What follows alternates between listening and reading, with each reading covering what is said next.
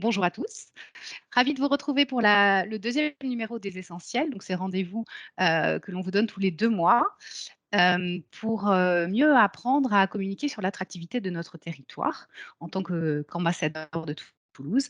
Donc ces réunions sont thématisées, elles sont volontairement courtes, hein, c'est 30 minutes maximum et elles sont enregistrées. Vous pouvez les regarder en replay sur le site du magazine le247.fr.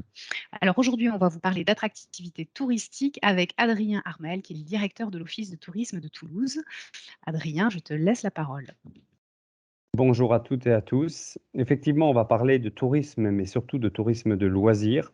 Aujourd'hui, l'idée étant de vous dresser un portrait de qu'est-ce que le tourisme à Toulouse aujourd'hui, qu'est-ce que ça pèse aussi, qu'est-ce que ça représente, avec quelques grands chiffres, puis aussi vous présenter les orientations, où est-ce qu'on souhaite aller, quelle est la stratégie touristique de Toulouse, sur quoi on s'appuie aussi, quels sont les arguments, qu'est-ce qui vraiment fonde l'attractivité toulousaine au niveau national et international, puisqu'on retrouve aujourd'hui des clientèles étrangères.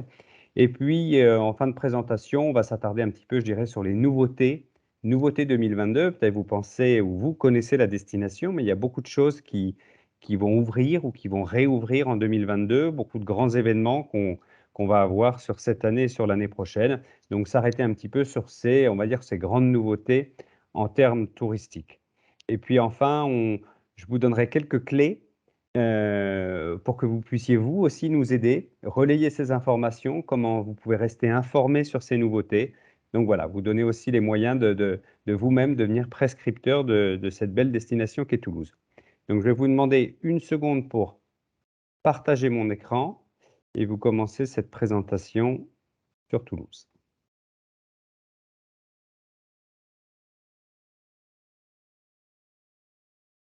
Voilà, j'espère que vous voyez tous à l'écran cette belle vue, nocturne des quais de Garonne dont on va beaucoup parler durant la présentation, l'eau occupant un rôle de plus en plus dominant dans notre stratégie touristique. Donc peut-être, on va commencer, on va dire, par le plus rébarbatif, si je peux dire ça comme ça, avec quand même quelques chiffres, mais importants pour que vous sachiez un petit peu qu'est-ce que pèse le tourisme et dans quelle situation on se trouve aujourd'hui après, 2 ans quand même très, très difficiles évidemment, liés à la crise sanitaire. Donc aujourd'hui, le tourisme, ça pèse peu ou prou, 4,3 millions de nuitées. On est en 5 ou 6e position en France par rapport à des villes qui sont, peut-être qui pèsent plus lourd en termes de tourisme de loisirs, mais c'est quand même 23 000 emplois sur Toulouse Métropole, donc ça dépend des années, mais on tourne autour de 5 à 7 du PIB. Traditionnellement, on est sur Toulouse sur un modèle plutôt sur le tourisme d'affaires, avec une dominante tourisme d'affaires, mais qui tend à se rééquilibrer depuis maintenant 5-6 ans, avec une fréquentation sur les week-ends d'été qui a beaucoup remonté ces 6 dernières années. Donc ça, c'est important de prendre ça en considération. Toulouse est en train de devenir une vraie destination de loisirs, sachant qu'en termes de valeur absolue, il y a encore une marge de progression. 2020-2021, badaboum, hein, donc le Covid arrête net, on va dire tourisme loisirs et tourisme d'affaires. On retrouve une activité en 2021, même si l'activité à affaires a été très, très impactée. Donc une reprise 2021 très inégale, avec notamment la zone de l'aéroport qui continue à souffrir aujourd'hui. Et en 2021, alors comme tout le monde, j'ai envie de dire un vrai recentrage sur la clientèle nationale. 2022, là, c'est une vraie reprise. Il y a un réamorçage à la fois des groupes affaires et des groupes loisirs, et puis un retour des clientèles internationales qu'on observe. Donc là aussi, c'est encore inégal. Il y a certaines zones de Toulouse qui sont encore en souffrance aujourd'hui, mais on observe quelque chose de très intéressant en 2022. On n'est pas tout à fait sur les mêmes flux, sur la même fréquentation qu'en 2019. Par contre, les gens consomment beaucoup plus. Ils ont très envie et ils restent plus longtemps sur la destination. Avec quand même une information importante, qui ne sera pas une surprise pour vous, l'emploi étant aujourd'hui un vrai frein à la reprise et pas uniquement sur l'hôtellerie-restauration, mais sur l'ensemble des sites touristiques. Voilà, ça c'est un peu la photographie. Qu'est-ce que le tourisme à Toulouse depuis 3 ans et aujourd'hui? Maintenant, où est-ce qu'on souhaite aller? Donc un petit rappel, l'Office de tourisme aujourd'hui, 3 missions régaliennes. On est au sein de l'agence d'attractivité. Évidemment, la promotion de la destination, faire connaître les atouts touristiques de Toulouse et on verra que notre présentation a légèrement changé depuis 3 ans. Accueillir les visiteurs, on a quand même 400 000 visiteurs qui passent par chez nous, par le donjon du Capitole, donc ce très, très beau, joyau du patrimoine toulousain qui est juste derrière le Capitole. Et puis, il y a tout un travail aussi moins connu de valorisation du patrimoine. On a une vingtaine de guides conférenciers qui accueillent 50 000 personnes tous les ans pour leur présenter le patrimoine toulousain. Il y a tout un travail également fait en lien avec la métropole de Toulouse sur la mise en place d'un modèle touristique, donc développer des projets. Ça peut être demain sur l'île du Ramier, ça peut être sur le canal du Midi, ça peut être en lien avec le patrimoine. On essaie vraiment de se projeter sur 4, 5 ans, parfois plus, pour essayer de développer une offre qui soit équilibrée, harmonieuse et qu'il n'y ait pas de conflit avec les habitants. Voilà, c'est aussi un travail. Donc, les priorités pour les prochaines années, pour les 3 prochaines années, on travaille beaucoup sur ce qu'on appelle le tourisme de proximité. On s'adresse depuis 2 ans autant aux Toulousains qu'aux touristes exogènes, donc en essayant de leur proposer aussi des activités. Il y a un vrai objectif d'allongement de la durée de séjour, notamment en travaillant avec la région et le département, pour faire en sorte que Toulouse soit plus juste une destination urbaine, mais un vrai camp de base pour découvrir l'ensemble de la destination. Tous nos messages, toutes nos campagnes de communication sont orientées autour de cet objectif d'allongement de la durée de séjour et donc d'élargissement, on va dire, du périmètre de la destination Toulouse. Et puis, il y a un gros travail sur l'accueil chez nous, Office du tourisme, et l'accueil chez l'ensemble des acteurs, que ce soit les hébergeurs, que ce soit les prestataires d'activités. Et donc, pour ça, ça passe par un gros travail d'observation. Donc, on a beaucoup d'études, on a beaucoup de, on va dire, d'outils de e-réputation pour savoir quels sont les motifs de satisfaction, d'insatisfaction. Et ensuite, il y a tout un travail de formation et d'information des acteurs locaux. Voilà. Et je disais tout à l'heure, il y a aussi un travail d'accompagnement des services de la métropole pour enrichir l'offre, notamment offrir de nouvelles activités sur la Garonne, j'en parlerai tout à l'heure. Qui est-ce qu'on va chercher? On a des marchés prioritaires que sont évidemment le marché français et je le disais tout à l'heure aussi le marché de proximité, hein, faire venir les Occitans à Toulouse. Mais au niveau européen, on travaille beaucoup sur l'Espagne, qui est notre premier marché de loin, et puis ensuite l'Angleterre, l'Allemagne, Belgique, qui sont les 3 autres marchés prioritaires.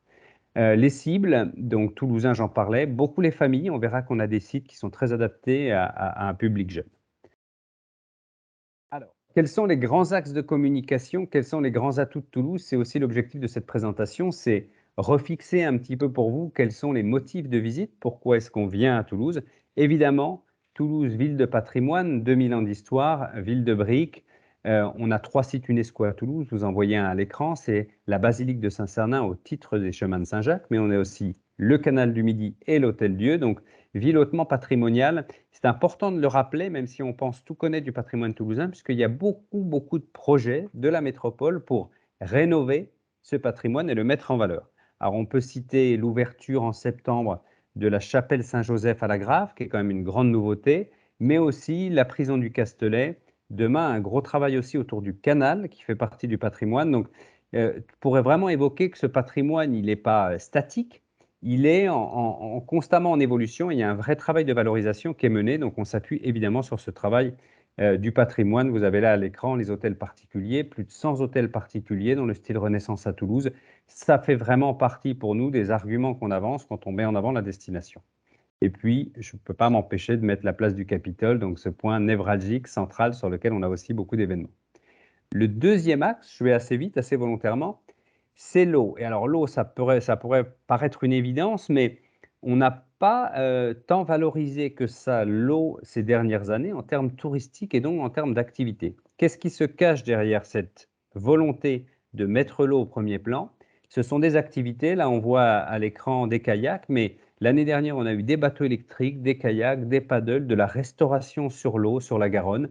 Et demain on aura évidemment l'île du Ramier, ce Central Park toulousain qui va revenir à sa vocation première de loisir. Donc il y a une vraie volonté. Et puis c'est aussi, mis à part les activités de loisirs, aussi des activités événementielles avec de la restauration. Là, on voit des guinguettes, mais les guinguettes se multiplient autour de la Garonne. Donc pour nous, c'est une priorité. Vivre la Garonne, c'est aussi offrir des possibilités de se restaurer sur la Garonne.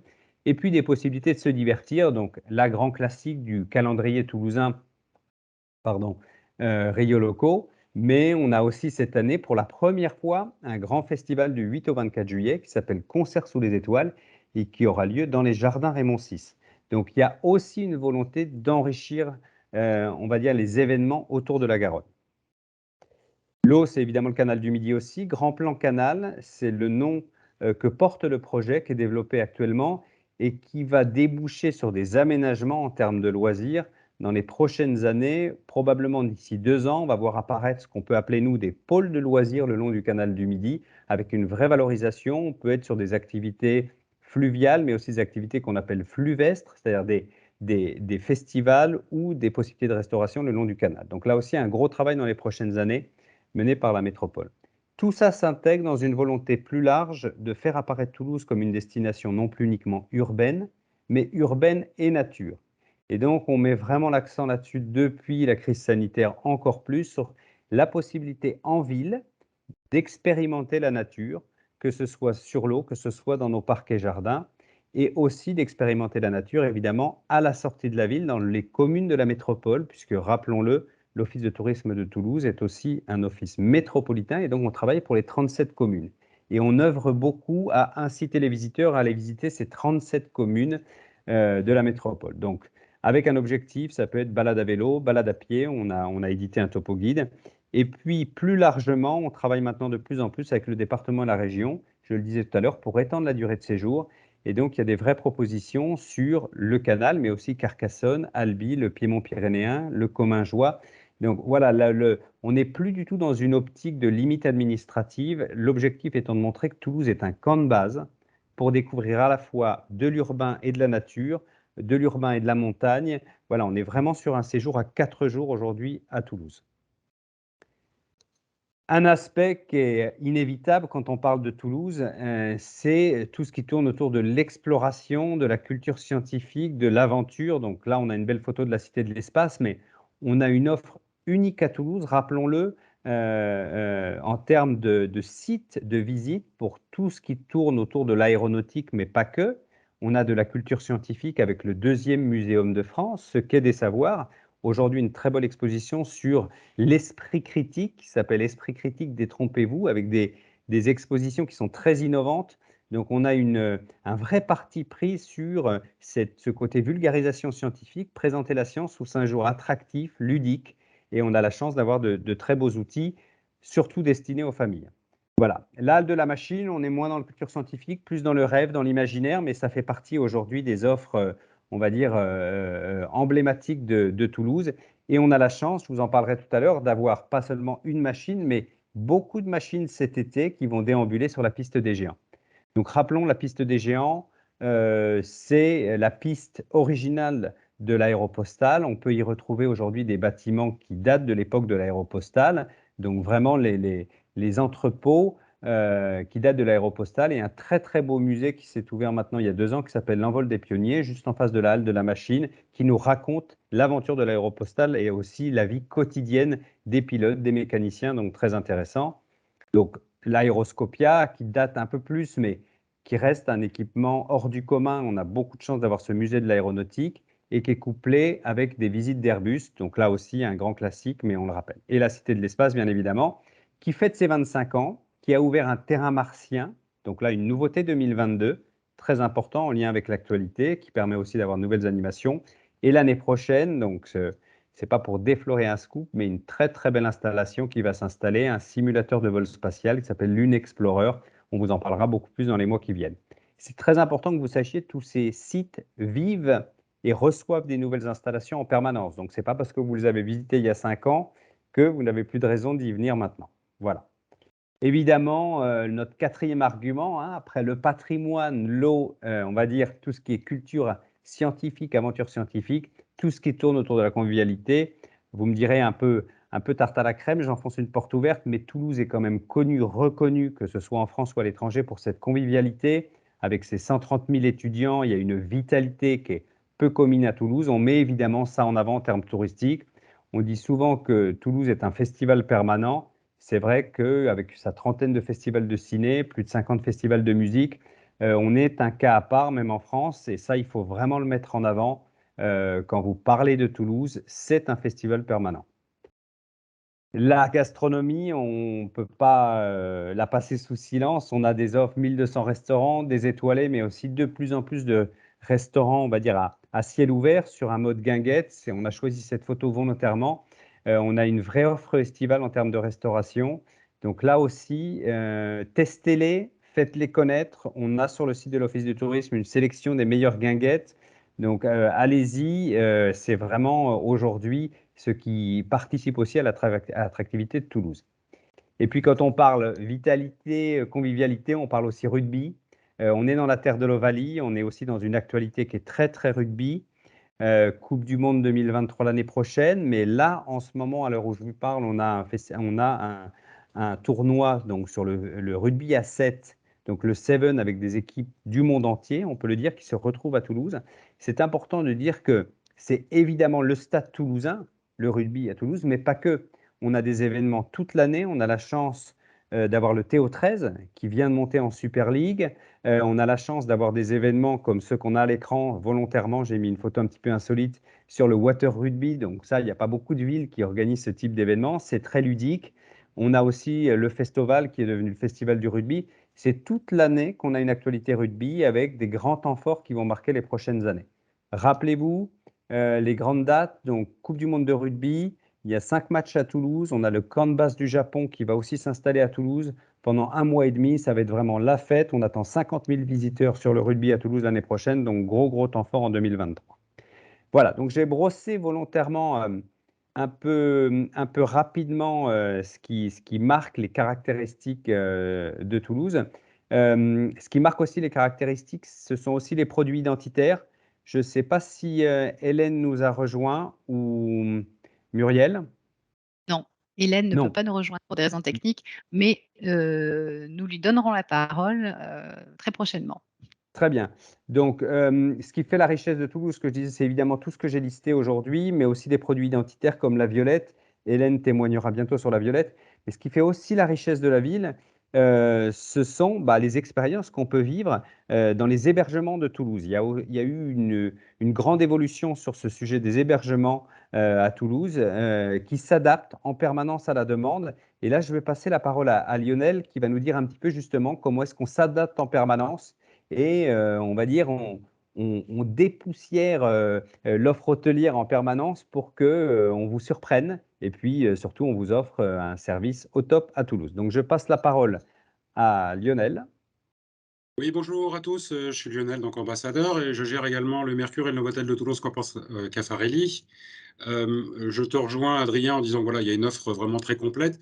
Et les clients aussi nous disent qu'il y a quand même une offre de qualité, c'est-à-dire que nos produits sont quand même beaux, rénovés et plutôt attractifs. Euh, on a été obligé effectivement de s'adapter. Je suis arrivé sur Toulouse, je venais de Paris en 2006.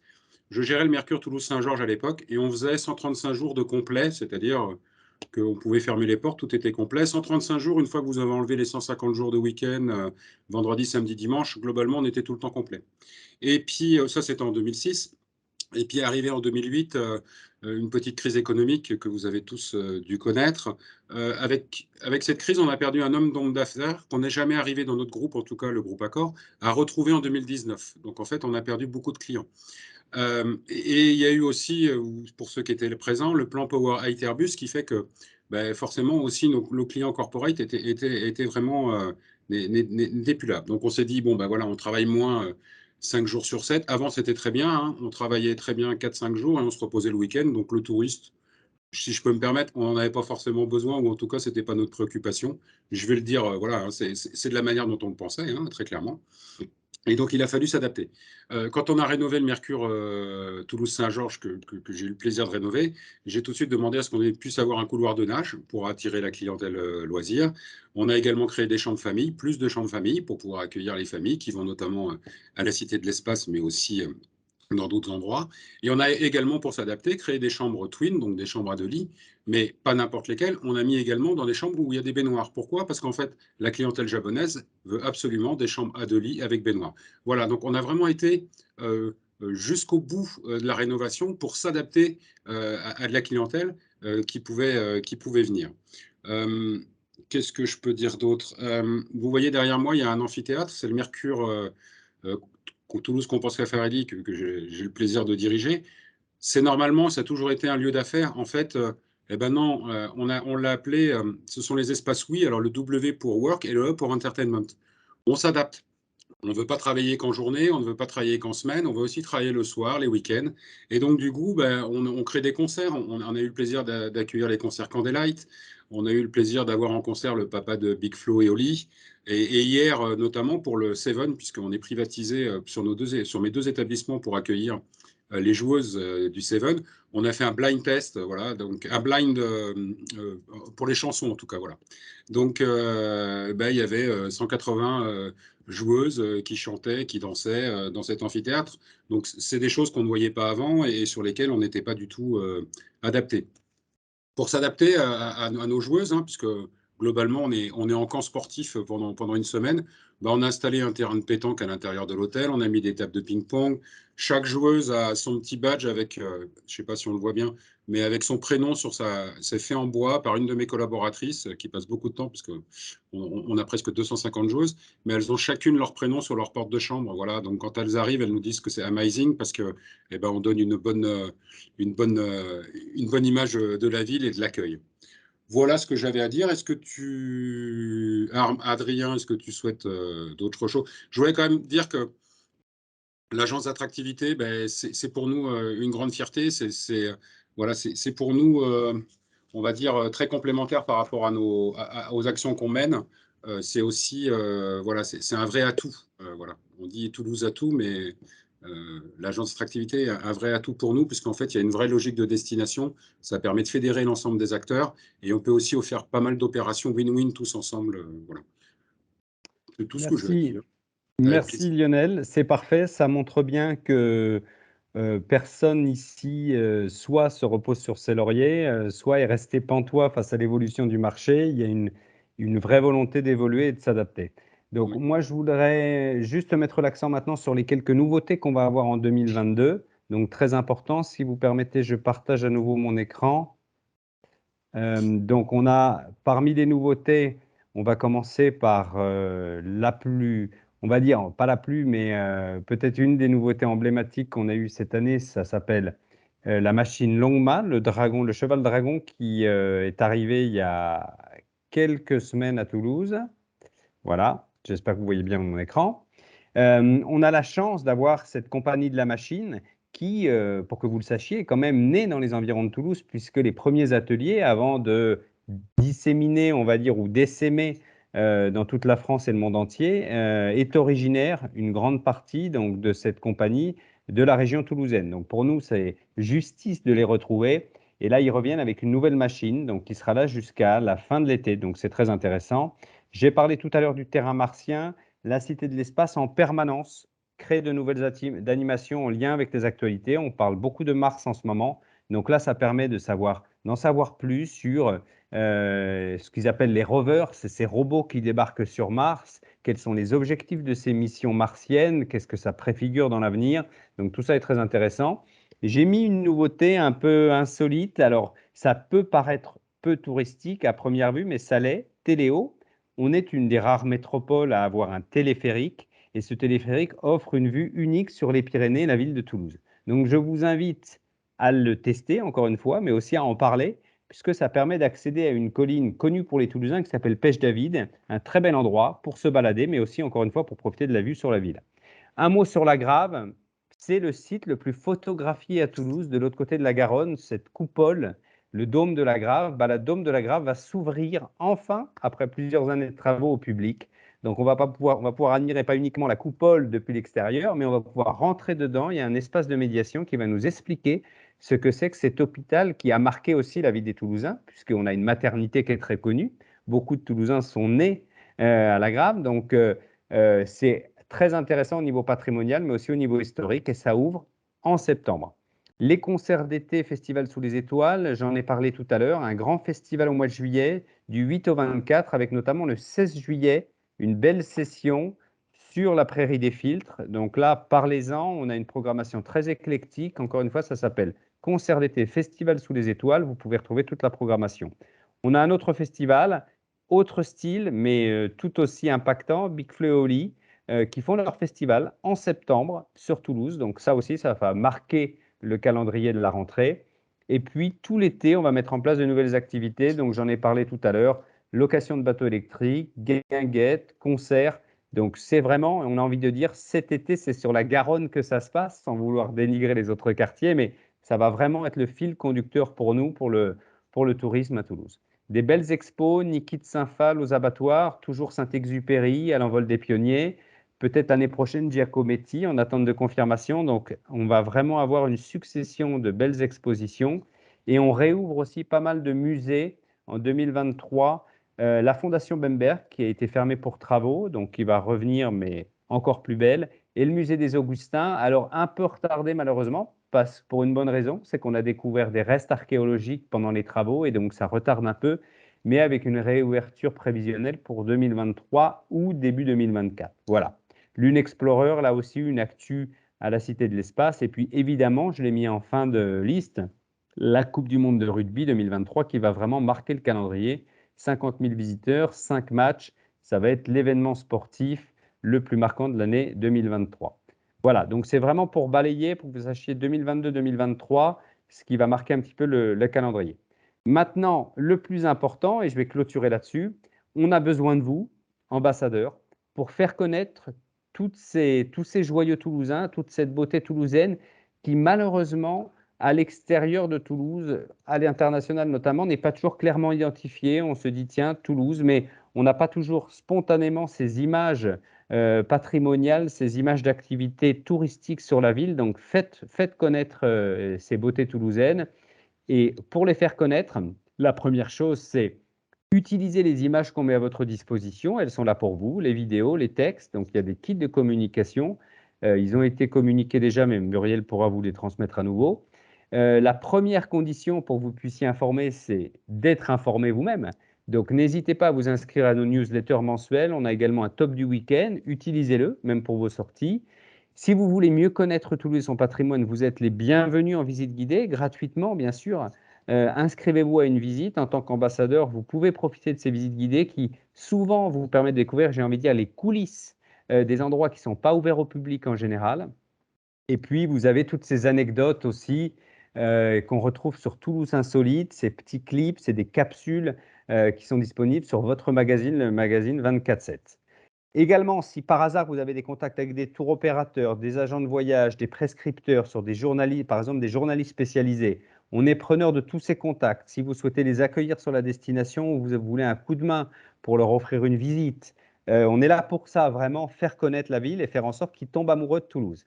Et puis évidemment, le mot d'ordre, c'est reposter, reposter, reposter. Soyez des complices ou on va dire vraiment des acteurs actifs, une aide active sur tout ce qui est réseaux sociaux. Là aussi, on a beaucoup besoin de vous. Dès qu'on lance une campagne, on lance une image, n'hésitez pas à relayer sur vos propres réseaux. Voilà, j'ai essayé de balayer un petit peu tout ce que vous pouvez faire au service du tourisme toulousain.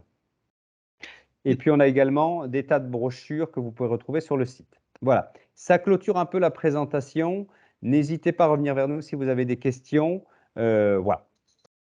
Merci beaucoup Adrien, c'était très riche, très complet, très intéressant. Alors on va devoir reprogrammer une séance à l'automne puisque Hélène Vier n'a pas pu nous rejoindre et on a beaucoup d'autres atouts toulousains à mettre en avant et puis d'autres intervenants certainement à mettre à l'honneur. En tout cas, je voulais en profiter pour remercier Lionel Bouchant pour son intervention et puis pour être là depuis toutes ces années, puisque tu dis que tu es là depuis 2006, mais moi je pense qu'on collabore depuis cette date-là, effectivement, sur des workshops à l'étranger. Je me souviens de déplacements en Italie, en Angleterre. Je me souviens aussi que tu réponds toujours présent quand on a des demandes de dernière minute, quand on n'a pas de budget, quand il y a des choses impossibles à trouver au dernier moment. Encore dernièrement avec les artistes ukrainiens là, que tu as dépanné génialement. Donc merci pour tout ce que tu fais et merci pour tout ce que les hôteliers de façon générale font pour nous parce que c'est vrai que vous nous facilitez la vie et c'est bien agréable. Voilà, juste terminer en disant que vous pouvez retrouver le support donc, de la présentation d'Adrien sur le site du 24/7 et que je vous donne rendez-vous début juillet. Je vous confirmerai la date pour une nouvelle session des essentiels. Nous parlerons d'attractivité événementielle avec Clémence Long. Merci à tous et à très bientôt. Au revoir. Merci, au revoir. Au revoir. Bye bye.